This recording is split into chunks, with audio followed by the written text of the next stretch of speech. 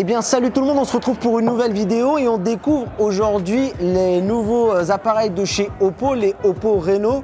Et je suis accompagné de David qui est chef produit chez Oppo, qui connaît déjà les produits bien mieux que moi d'ailleurs, parce que non, on les découvre seulement à peine, on est à la fin de la conférence de Oppo et là on va un petit peu parler des nouveaux appareils. Salut David. Bonjour Mathieu. Ça va? Ça va bien. Eh bien écoute, juste avant de parler des produits, je voulais juste savoir un petit peu comment tu as débarqué chez Oppo, comment ça s'est fait de ton côté? Alors c'était un petit peu par hasard, je dois avouer, moi avant j'habitais à Taïwan, j'ai fait des études de chinois, donc bon, j'ai un peu traîné dans le monde chinois on va dire. Okay. Et par un concours de circonstances, en fait, j'étais amené à rencontrer des personnes d'Oppo et qui m'ont proposé de rejoindre l'aventure au moment où ça commençait en France. D'accord. Et du coup, c'est comme ça voilà, que je suis revenu en France et que j'ai commencé chez Oppo. Ok, bon bah écoute, c'est une super nouvelle en tout cas parce que tu vas pouvoir nous parler des Oppo Reno. Donc c'est une gamme, c'est une série, c'est comment? Alors c'est une nouvelle série qui est amenée à remplacer en fait la gamme R, historique R, voilà, qui va remplacer peu à peu. D'accord. Et donc voilà, on a deux nouveaux produits, oui, le Reno et le Reno Zoom x10. Ok. Donc du coup déjà tout de suite ça montre qu'il y a deux différentes gammes, un qui est plus élevé et un peu moins élevé. C'est ça. Le Zoom x10 en gros c'est le haut de gamme. D'accord. Avec plus de fonctionnalités qu'on va peut-être présenter plus en détail tout à l'heure. Ouais, on va en parler. Et le Reno qui est voilà l'entrée de gamme c'est pas l'entrée de gamme, c'est plutôt un bon moyen de gamme. Oui, alors quand je dis entrée de gamme, c'est l'entrée de gamme chez Reno, c'est le premier prix à 500 €, voilà. On spoil un peu le prix. Dis-moi alors, si j'ai bien compris de ce que j'ai vu de la conférence, tu vas me dire le téléphone il s'articule on va dire sur quelques axes, je ne veux pas donner de chiffres, je ne vais pas me tromper. On a avant tout un écran. Alors en fait déjà le premier axe pour moi c'est le design. Le design aussi. Donc design ça va être effectivement l'écran notamment. Voilà, qui est très centré sur le design qui est au service de l'écran on va dire. Voilà, mais pas que, on va voir. Oui parce que la face arrière est plutôt sympa. La face arrière aussi est très jolie, vous allez voir que c'est complètement unifié, il n'y a aucun capteur photo qui ressort. Et on a même une petite perle ici, alors tout le monde se demande en général ce que c'est. Cette petite perle en fait elle n'a pas seulement une fonction esthétique, elle a aussi une fonction pratique. Ouais. Quand je pose mon téléphone sur la table, il va protéger les capteurs photo ici pour éviter qu'ils se rayent. Voilà, ok, super. J'en profite vu qu'on était sur les distinctions entre le Oppo Reno et le x10. Ouais. On peut déjà les distinguer au niveau du… En regardant l'arrière, est-ce qu'on sait lequel est lequel en fait? Alors en regardant l'arrière, on peut parce qu'effectivement sur le Reno Zoom x10, je vais avoir un capteur supplémentaire qui est le téléobjectif. D'accord. Qui a une forme un petit peu rectangulaire ici. Ok. Et ensuite au niveau de l'écran, aussi au niveau de la taille, on a un 6,6 pouces et 6,4 pouces sur le Reno. D'accord, ok. Bon bah écoute, donc on a parlé design et l'écran également. On a la photo. La photo, donc qui est un petit peu le maître mot de tous les constructeurs de smartphones. Exactement, c'est le deuxième aspect principal de ce téléphone. Effectivement, ça c'est le premier téléphone Oppo qui intègre un Zoom x10 hybride. Donc qui fonctionne un petit peu comme une course de relais.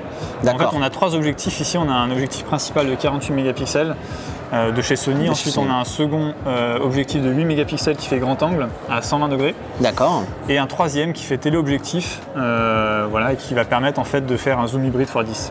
D'accord, ok. Et ces trois en fait capteurs vont se relayer. Pour quand je fais mon zoom, je vais passer du grand angle à l'objectif principal jusqu'au zoom x10. C'est transparent. Jusqu'au téléobjectif. D'accord. Et tout ça, c'est transparent quasiment pour l'utilisateur, en tout cas vis-à-vis de ça. En fait, vous pouvez le vérifier très facilement en cachant, par exemple, si je me mets en mode. Désolé, il faut que je me mette. Tac. J'ai réussi. Évidemment, c'est le syndrome de la démo. Si je me mets en photo, en fait, que je dézoome, là, je suis en grand angle. Je peux cacher le grand angle. Je zoome et je vais passer sur l'objectif principal. D'accord, ok, sympa pour les tests. Pareil, je cache le capteur principal et je vais zoomer et peu à peu je vais arriver sur le téléobjectif. D'accord, comme quoi il y a bien chaque objectif qui est là pour illustrer chaque fonctionnalité. C'est bien que tu le fasses parce que les testeurs aussi s'amusent aussi à le checker pour vérifier un petit peu le discours derrière, voilà, si les actes suivent les discours. Ouais. Donc on a donc la partie photo et la partie avant aussi. Donc on a ce nouvel appareil photo qui a une forme assez intéressante parce que le Oppo Find X à la base, il avait un peu inauguré ce système donc motorisé d'appareil photo à l'avant qui est caché pour pas prendre de la place au niveau de l'écran. Et du coup, alors moi ce que j'arrive, si tu peux m'expliquer, qu'est-ce qu'ils t'ont dit chez Oppo quand ils ont présenté ce modèle-là à toi en avant-première? Pourquoi ce design en fait? Alors ce design en fait il est inspiré des voitures de sport car. D'accord. Les portières qui s'ouvrent, alors je ne connais pas le nom exact, Mais, les voitures qui s'ouvrent en papillon là. Ouais, voilà, en papillon. Très bien. Ça, les portières en papillon. Ok. Donc voilà, ça reflète un peu un design premium. D'accord. Après, il a pas mal d'avantages aussi par rapport. Bon, il est plus petit, donc là, je peux avoir une coque par exemple qui va couvrir les deux côtés du téléphone. Ok. Il est complètement plat, donc avec un traitement anti-poussière, donc c'est pour essuyer aussi sur un petit peu de poussière, c'est hyper facile. Et il est aussi très durable en termes d'utilisation, c'est 200 000 utilisations. Donc en gros, c'est même si je fais 100 fois par jour, c'est 5 ans minimum. D'accord, ok, bon bah ça c'est une bonne nouvelle. Et en cas de chute aussi, petite démonstration en direct. Vas-y. Hop, il se rétracte automatiquement avec un message qui pas apparaît. mal. Voilà. Pas mal. Cette séquence-là, on ne savait pas comment la tourner, on n'osait pas jouer. Voilà. Et là, bah, du coup, c'est plutôt bien. Merci beaucoup, David. Il y a aussi autre chose aussi derrière, c'est qu'on a le flash. Donc du coup, dès qu'on va activer, pour les gens qui utilisent le flash, moi je l'utilise pas, mais pour ceux qui l'utilisent, derrière, donc ça va s'ouvrir aussi. Ça va s'ouvrir aussi, ou pour la lampe torche aussi. Ok. Ouais. Ensuite, bon, on peut parler des spécificités qui sont haut de gamme. Snapdragon 855. Alors sur le Reno Zoom X10, effectivement, on a du très haut de gamme. On a 256 Go de stockage, 8 Go de RAM, le meilleur processeur du monde. Le Snapdragon 855. On a aussi un système de refroidissement. Oui, pour le jeu, vous avez pensé aux gamers. C'est triple couche de graphite, plus gel thermal, plus conduit en cuivre, si je ne me trompe pas. Exactement. Voilà, donc c'est un peu ce qu'on retrouve sur les téléphones de gamers en fait. On a aussi, alors petite touche premium, c'est vraiment un détail, mais par exemple c'est le retour haptique. D'accord. J'appuie sur les touches, alors ça c'est pas sur le Reno, c'est que sur le Zoom X10. Sur le Zoom X10, très bien. J'ai une grosse batterie, 4065 mAh sur le Reno Zoom X10, 3765 sur le Reno. Bon, les deux sont assez conséquentes quand même. Et le 2 intègre la charge rapide VOOC 3.0. Ouais, exactement, qui est vraiment réputé chez vous, c'est vraiment une techno qui est super avant-gardiste, ça c'est vraiment pas mal. Oppo était les pionniers dans la recharge rapide à basse. Moi j'ai testé des très vieux Oppo à une époque, les R, le R5 je crois de mémoire, qui était ultra fin et il y avait déjà, c'était vraiment, vous êtes un peu en avance à ce niveau-là. C'est en 2014 à l'époque. C'est vrai. Et du coup, je pense qu'on n'a pas tout dit. Alors, sur. On a parlé des performances, donc de la photo, du design. Et après, il y a aussi la nouveauté aussi sur ces modèles, c'est qu'on a le ColorOS 6.0, donc c'est la nouvelle version avec Android Pie. Exactement. Donc je suis très content parce qu'il y a un tireur d'application maintenant. Voilà, la possibilité effectivement d'activer le tireur d'application qu'on n'avait pas avant. Donc ça, on peut aussi choisir de le désactiver ou pas. Ok, mais très bien ça, je valide. Voilà. On a les petites notifications aussi en plus quand on reçoit des messages qui seront affichés en haut qu'on n'avait pas forcément avant. Des nouveaux gestes de navigation aussi qui sont arrivés avec Android Pie.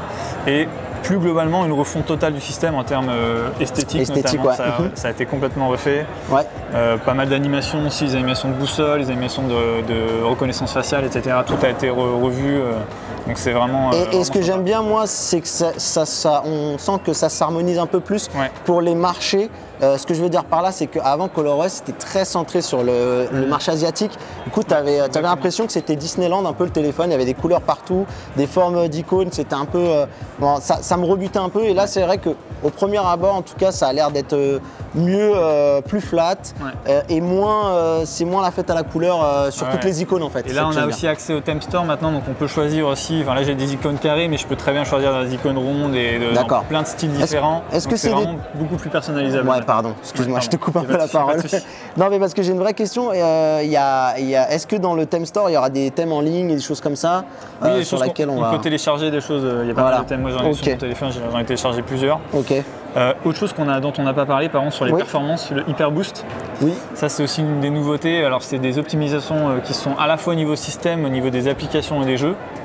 Il y a le rafraîchissement, il y a. Voilà, en fait, sur 100 jeux, déjà, sur les 100 jeux les plus utilisés, bon, je cite notamment PUBG, Fortnite, il y a des optimisations qui ont été apportées et qui permettent d'avoir une cadence qui soit stable. Est-ce qu'on sait s'il y a du 60 FPS pour l'instant sur Fortnite chez vous ou pas encore? Alors, si tu verras, je ne saurais pas te répondre. Ok, pas de problème. J'avoue que je ne joue pas à ce jeu. Donc, non, mais j'arrive toujours à trouver une question où j'arrive à piéger la personne. Non, là, je ne saurais pas répondre. Mais du coup, l'Hyper Boost sert aussi notamment au temps de réaction des touches, par exemple. D'accord. Ce qu'on appelle le Touch Boost, qui va permettre d'accélérer la réactivité tactile. Et puis voilà, au niveau du système en général, de manière générale, la réactivité tactile et puis du système, l'ouverture des applications aussi qui est plus rapide. Oui, j'ai vu ça. Les applications qu'on utilise le plus souvent.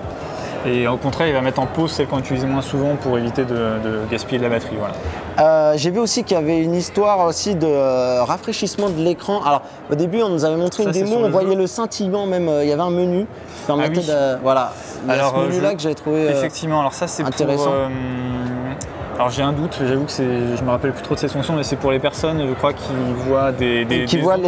les ondes qui là, passent. je peux choisir en fait de régler ce problème dans les paramètres. Ok. Et justement, tu vois une espèce de bande comme ça lumineuse, comme on voit un peu sur les télés. Tout à fait, des fois, exactement. Ça, on peut le régler effectivement dans les paramètres. Et du coup, tu vois, je mettrai ça en animation parce que je l'ai pris à la conférence, donc vous verrez bien de quoi on parle, voilà, même si ça paraît un peu mystérieux. Ça paraît un peu flou comme ça, c'est pas faux. Et du coup, les téléphones, donc les deux écrans, c'est de l'OLED au niveau de la techno. AMOLED, ok. Sachant que c'est en plus une technologie avec une nouvelle technologie qui est 8% plus économe aussi en énergie. D'accord, ok.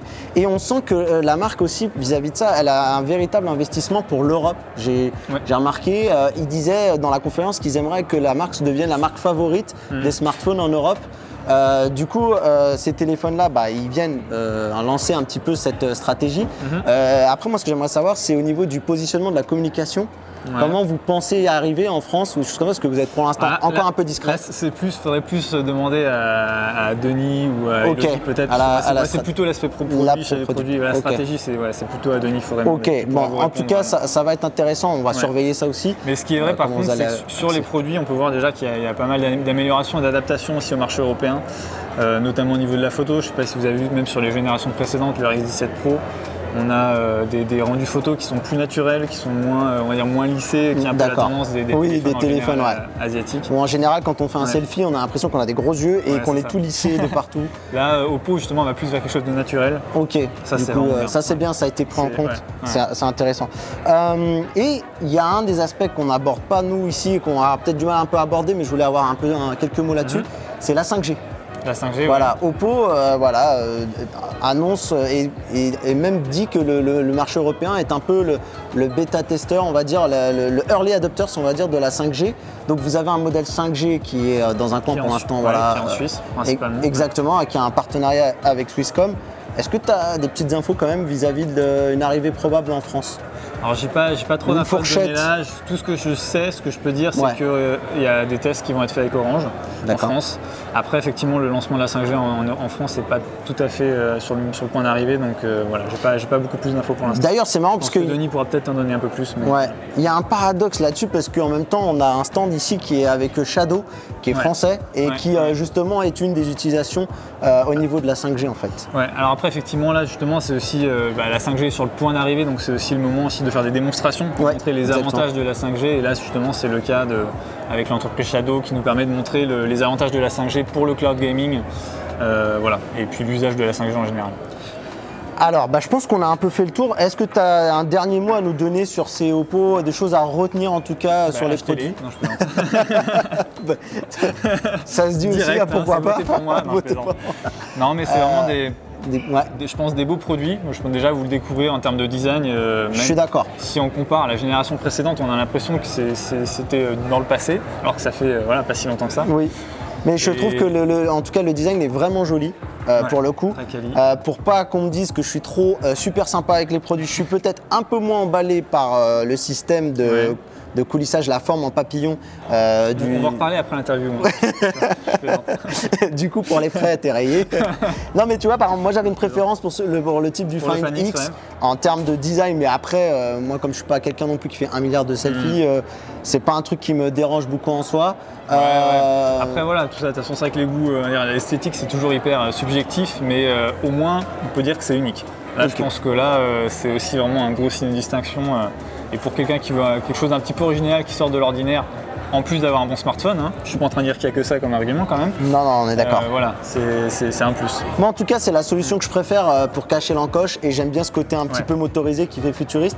Si on peut donner une dernière réponse aux personnes qui sont un peu dubitatives sur ces motorisés, le Find X, ça fait couler beaucoup d'encre. Beaucoup ont peur que le système s'abîme, qu'il y ait du sable ou de la poussière et tout ça. Bon, moi, là, de ce que je vois sur ce modèle-là, j'ai l'impression qu'il y a quand même eu, tu vois, un travail qui a été fait, une réflexion. Je ne sais pas si on va voir à la caméra, mais on verra sur les photos que tu mettras, c'est tout plat.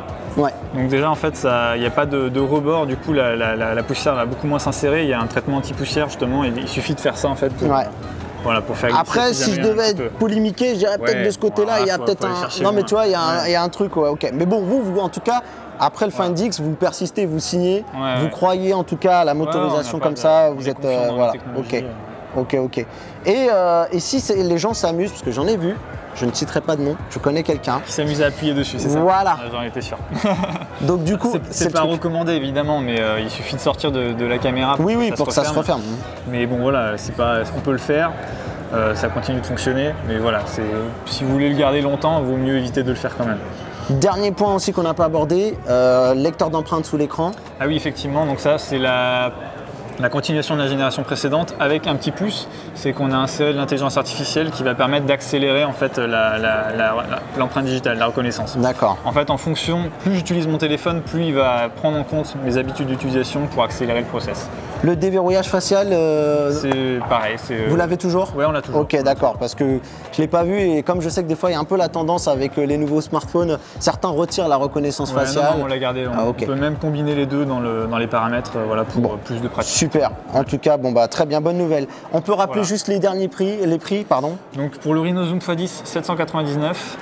Disponible à partir de juin. D'accord. Et le Rhino donc à 499 qui est disponible à partir du 10 mai. Et je t'ai coupé, tu disais 8 Go plus 128 Go. 8 Go de RAM, 256 Go de mémoire, le processeur le plus puissant. Et la possibilité d'étendre la mémoire avec une carte micro SD. Alors sur les Rhino Zoom x10 uniquement, là je peux aller jusqu'à 112 et là par contre pas extensible sur ce modèle. Mais double SIM. Ouais, les deux sont double SIM. Ah les deux sont double SIM, ok. Et sur le Rhino par contre j'ai une prise jack, sur le Rhino Zoom x10 j'en ai pas. Important, ça c'est pour ceux qui veulent savoir. Voilà, je pense qu'on a un peu tout dit, c'était un petit peu disparate les informations, mais l'important c'est de les avoir. Merci en tout cas David de m'avoir accompagné sur cette vidéo parce que c'est un appareil qui est plutôt complet. Vous allez voir, je vais mettre des incrustations vidéo. On voit il y a pas mal de techniques, notamment au niveau de la photo. Ils ont vraiment fait un gros travail là-dessus avec beaucoup de technologie. En tout cas, merci d'avoir regardé cette vidéo. Et tu sais comment on dit ici chez nous, on dit restez connectés. Bye bye les amis. Bye bye les amis. Ciao. Ciao.